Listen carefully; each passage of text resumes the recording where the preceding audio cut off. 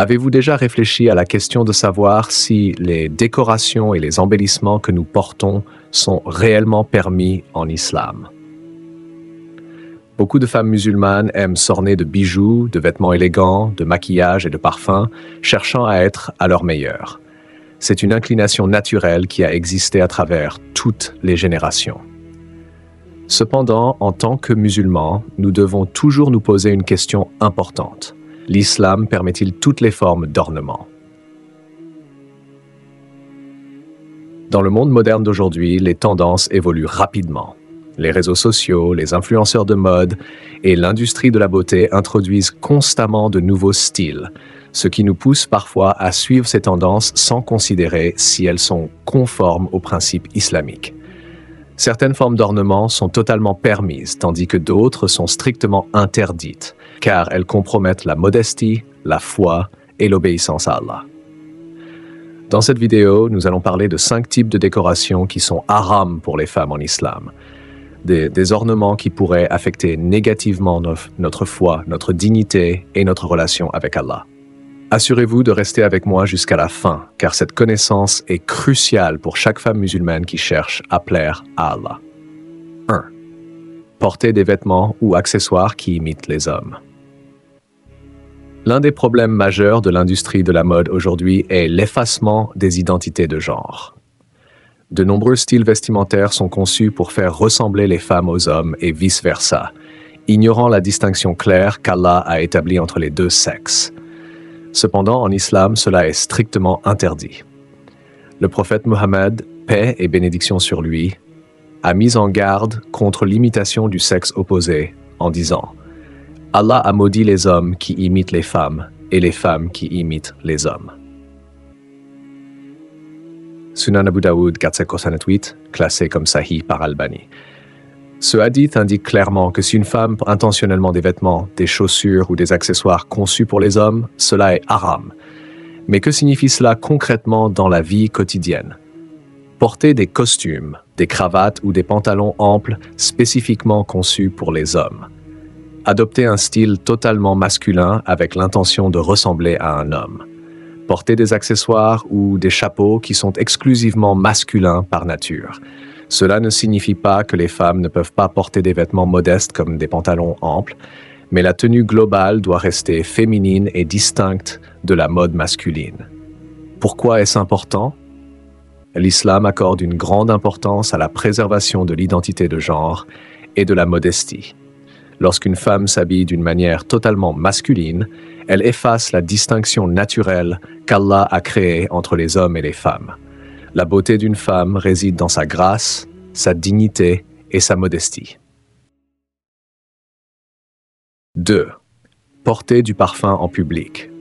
Beaucoup de femmes aiment porter du parfum lorsqu'elles sortent, que ce soit une fragrance légère ou un parfum fort. Mais saviez-vous que porter du parfum en public est strictement interdit en islam? Le prophète Mohammed, paix et bénédiction sur lui, a dit « Toute femme qui porte du parfum et passe devant des gens pour qu'ils sentent son odeur est une fornificatrice. » Sunan Abu Daoud, 4063, classé comme Sahih par Al-Albani. Cela peut sembler extrême, mais la raison de cette interdiction est claire. Les parfums forts attirent une attention inutile et l'islam nous enseigne à préserver notre modestie. Quand une femme peut-elle porter du parfum? À la maison pour son mari, dans des rassemblements de femmes où aucun homme non mahram ne sera présent, en utilisant des fragrances légères qui ne se diffusent pas et n'attirent pas l'attention en public. Qu'en est-il des lotions parfumées, déodorants ou savons? Les produits de soins du corps légèrement parfumés sont permis tant qu'ils n'attirent pas l'attention. Le point clé est l'intention. Si la fragrance est suffisamment forte pour être remarquée par des hommes non mahram, elle doit être évitée. Pourquoi cette règle est-elle importante? L'islam honore les femmes en les encourageant à être valorisées pour leur caractère, leur modestie et leur piété, plutôt que pour leur beauté physique ou leur attractivité. En suivant cette règle, une femme préserve sa dignité et sa modestie. 3. Extension d'ongles et faux ongles. Une autre forme courante d'embellissement aujourd'hui est l'utilisation de faux ongles et d'extensions d'ongles. Cependant, il y a un problème majeur avec cela lorsqu'il s'agit de faire le wudu, ablution. Pour que le wudu soit valide, l'eau doit atteindre chaque partie de la peau et des ongles. Si quelque chose empêche l'eau d'atteindre ces zones, le wudu devient invalide et par conséquent, la prière aussi. Le prophète Muhammad, paix et bénédiction sur lui, a averti ceux qui ne lavaient pas correctement leurs pieds pendant le wudu en disant « Malheur aux talons de pied du feu de l'enfer ». Sahih al-Bukhari 165. Qu'en est-il des vernis à ongles dits halal ou respirants? Certaines marques prétendent produire des vernis perméables qui permettent à l'eau de passer à travers. Cependant, les savants débattent de leur efficacité, et il est toujours plus sûr d'éviter les choses douteuses et de s'en tenir à ce qui est clairement halal. 4. Tatouage et maquillage permanent. Le tatouage est devenu très populaire dans le monde d'aujourd'hui, mais l'islam l'interdit strictement. Le prophète Mohammed, paix et bénédiction sur lui, a dit « Allah a maudit ceux qui pratiquent le tatouage et ceux qui se font tatouer. » Pourquoi les tatouages sont-ils haram?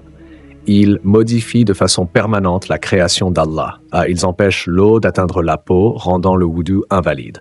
Historiquement, ils étaient associés aux pratiques païennes et non islamiques.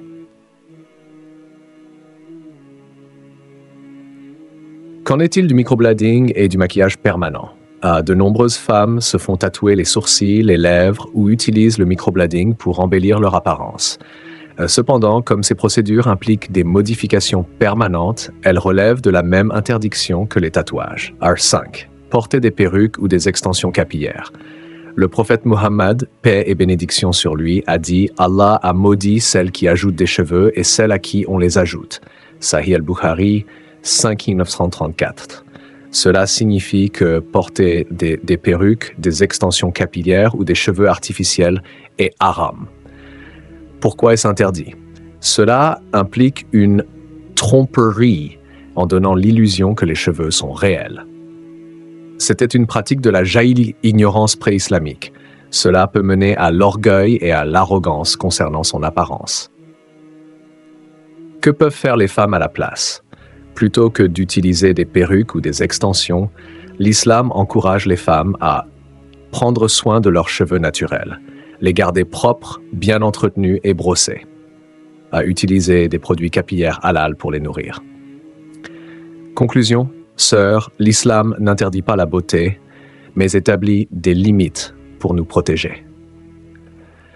La vraie beauté ne réside pas dans les ornements artificiels, mais dans la modestie, le bon caractère et l'obéissance à Allah. Hâtez-vous vers le pardon de votre Seigneur et un paradis aussi large que les cieux et la terre, préparé pour les pieux. Puisse Allah nous guider à suivre ses commandements avec sincérité. Amin. Si vous avez trouvé cette vidéo bénéfique, n'oubliez pas de liker, partager et vous abonner pour plus de rappels islamiques. Jusqu'à la prochaine fois, assalamu alaikum wa rahmatullahi wa barakatuh.